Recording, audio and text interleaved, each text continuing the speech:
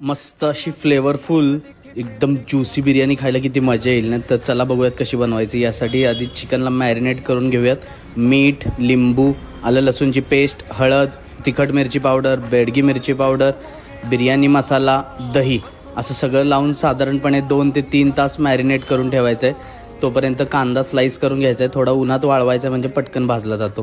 तांदूळ घेतला आहे, थोडा भिजत ठेवायचा आहे. नंतर तांदूळ आधी शिजवून घ्यायचं आहे. यासाठी थोडे पाण्यात खडे मसाले, शाही जिरं, मीठ, साखर, उकळी आली की भिजवलेला आपला तांदूळ ॲड करायचा आहे आणि तो शिजवून घ्यायचा आहे. 70% शिजवायचा आहे. तोपर्यंत कांदा भाजायला सुरुवात करू.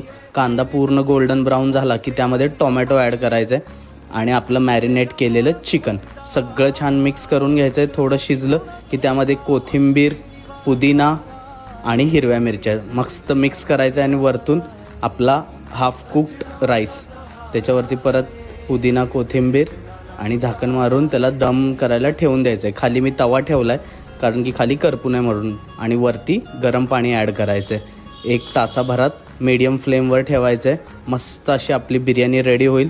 वरतून तुम्ही स्मोक देऊ शकता एक जबरदस्त फ्लेवरसाठी. तुम्ही बघू शकता किती मोकळी मोकळी आणि खालतून एकदम ज्युसी झालेली आहे. खायला जबरदस्त मजा येईल. पीसच्या आतपर्यंत मॅरिनेशन केले.